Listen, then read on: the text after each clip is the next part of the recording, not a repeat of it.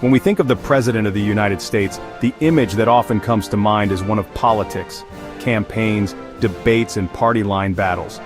But the reality of the office is far more complex and profound. The person who sits in the Oval Office is not merely the nation's chief politician, they are the living symbol of the country, a figure who must wear many different hats, often all at once. These roles, some defined by the Constitution and others forged by history and tradition, demand a delicate balancing act. The presidency is an institution that requires its occupant to be a comforter, a warrior, a negotiator, and a leader, all while navigating the turbulent waters of American democracy. To truly understand the power and the pressure of the presidency, we must look beyond the politics and explore the many distinct, yet interconnected roles the Commander-in-Chief is sworn to fulfill. First, there is the role of head of state. This is the president at their most symbolic and ceremonial. As head of state, the president represents the dignity and majesty of the American people. They are the nation's chief host, welcoming world leaders with formal state dinners, and its chief celebrant, lighting the national Christmas tree or pardoning a Thanksgiving turkey. This role is about embodying the spirit of the nation, both in times of triumph and in moments of profound sorrow.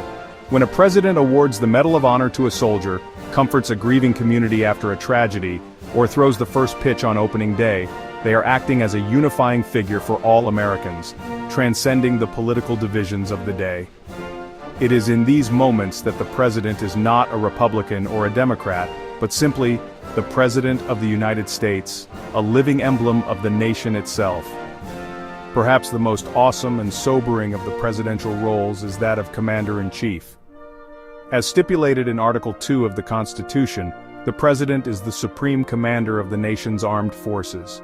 This gives them final authority over the deployment of troops, the execution of military campaigns, and the entire defense apparatus of the United States.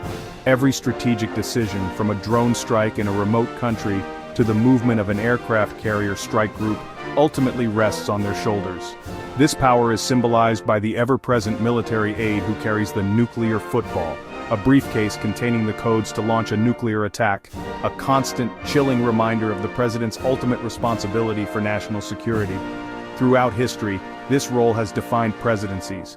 Abraham Lincoln personally directed Union strategy during the Civil War. Franklin D. Roosevelt led the nation through the crucible of World War II. And in the modern era, presidents have directed complex military operations across the globe. While Congress retains the power to declare war, the president's authority as commander-in-chief gives them immense power to project American force and protect the nation's interests abroad, making it one of their most consequential duties. Closely related to this is the role of chief diplomat. The president is the architect of American foreign policy and the nation's primary representative on the world stage. They have the power to negotiate treaties with other countries, which must then be ratified by the Senate. They also forge executive agreements, appoint ambassadors, and make the crucial decision of whether to formally recognize foreign governments.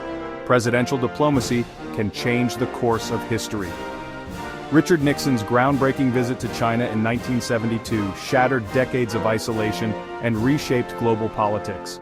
Jimmy Carter's patient negotiations at Camp David resulted in a historic peace treaty between Israel and Egypt. And Ronald Reagan's relationship with Soviet leader Mikhail Gorbachev helped pave the way for the end of the Cold War. As chief diplomat, the president's words and actions can build alliances, resolve conflicts, and define America's place in the world. Back on the home front, the president serves as the chief legislator. While the Constitution gives all legislative power to Congress, the president wields enormous influence over the lawmaking process. They set the national agenda through their annual State of the Union address, proposing new policies and urging Congress to act. The president can also use the power of the veto to block legislation they oppose, a powerful check on Congress that can only be overridden by a two-thirds vote in both houses. A president's legislative success often depends on their ability to persuade, bargain, and rally public support, using what Theodore Roosevelt called the bully pulpit. Lyndon B. Johnson, a master of legislative tactics, used his immense political skill to pass the landmark Civil Rights Act of 1964 and the Voting Rights Act of 1965. More recently, the passage of the Affordable Care Act under Barack Obama demonstrated a modern president's ability to push a complex and controversial legislative priority through a deeply divided Congress.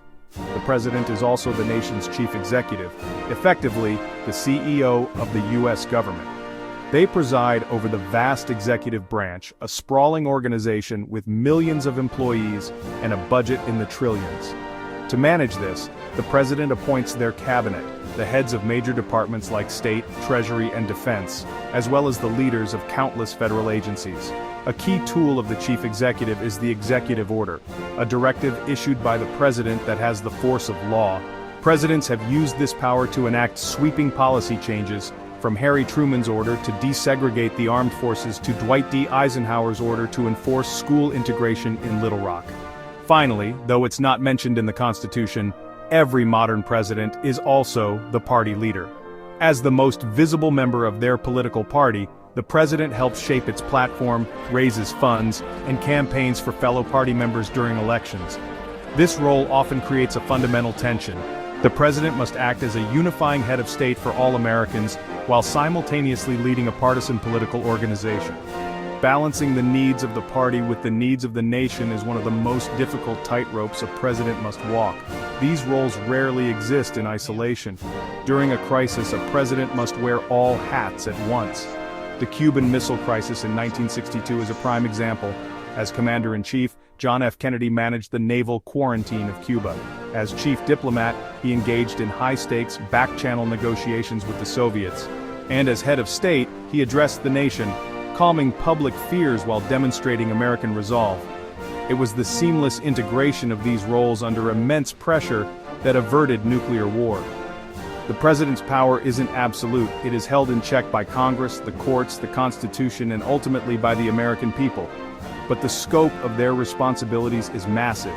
From ceremonial figurehead to military commander, from chief negotiator to legislative guide, the presidency is a multifaceted institution of staggering complexity and weight.